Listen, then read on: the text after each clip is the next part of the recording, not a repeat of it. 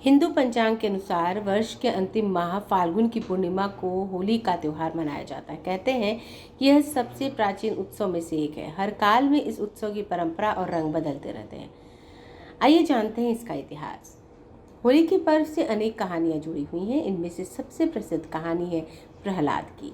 प्रहलाद के पिता हिरण्यकश्यप ने अपनी बहन होलिका की गोद में प्रहलाद को बैठाकर उसे अग्नि में जलाकर मारने का प्रयास किया था। होलिका को ब्रह्मा द्वारा यह वरदान था कि वह अग्नि से नहीं जलेगी, परंतु वह जल गई और प्रहलाद श्री हरि विष्णु की कृपा से बच गए।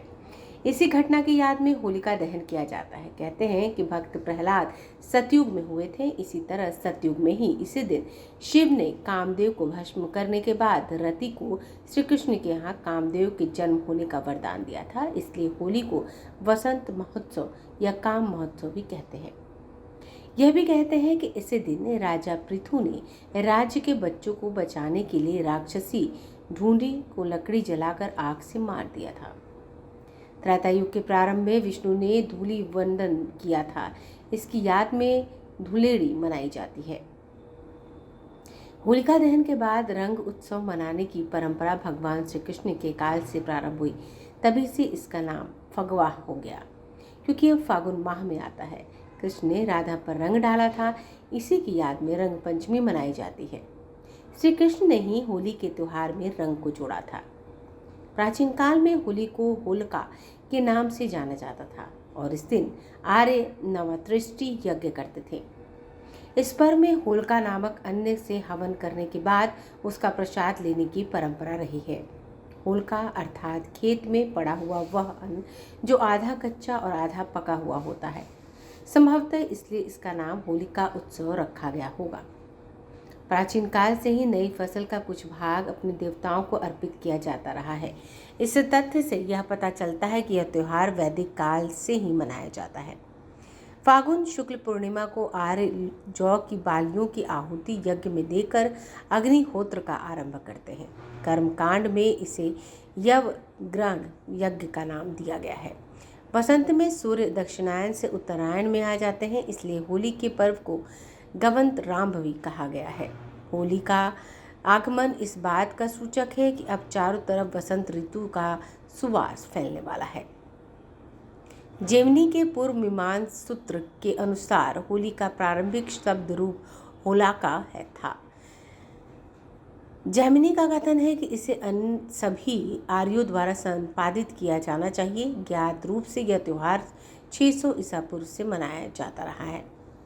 विंध्य क्षेत्र के रामगढ़ स्थान स्थित ईसा से 300 वर्ष पुराने एक अभिलेख में भी इसका उल्लेख किया गया है। इससे यह सिद्ध होता है कि यह त्योहार ईसा से 300 वर्ष पूर्व भी मनाया जाता था। काठक गृहक सूत्र और कथा ग्राहक सूत्र में भी होली का वर्णन मिलता है। नारद पुराण और भविष्य पुराण जैसे पुराणों की प्राचीन हस्तलिपियों और ग्रंथों में भी इस पर्व का उल्लेख मिलता है। काठक गृह सूत्र के टीकाकार देवपाल ने इस प्रकार व्याख्या की है।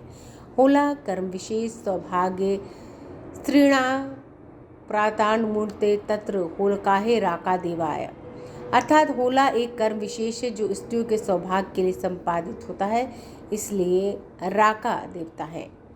होलिका संपूर्ण भारत में प्रचलित 20 क्रीड़ाओं में एक है। वात्सायन के अनुसार लोग श्रृंग से एक दूसरे पर रंग डालते हैं और सुगंधित चूर्ण डालते हैं। लिंग पुराण में उल्लेख है कि फाल्गुन पूर्णिमा को फाल्गुनिका कहा जाता है। यह बाल क्रीड़ाओं से पूर्ण है और लोगों को विभूति देने वाली है। वराह पुराण में इसे पटवास विलासिनी कहा जाता है।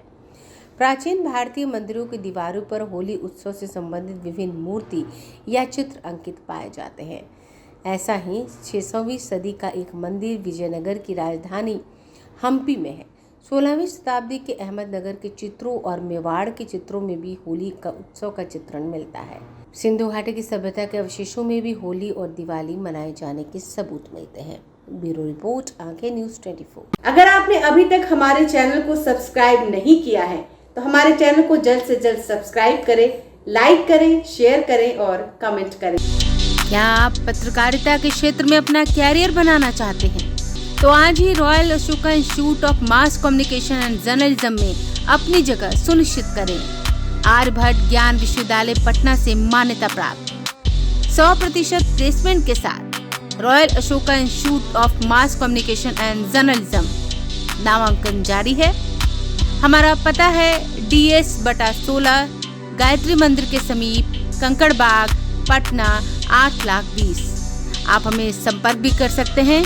हमारा मोबाइल नंबर है 9955456126।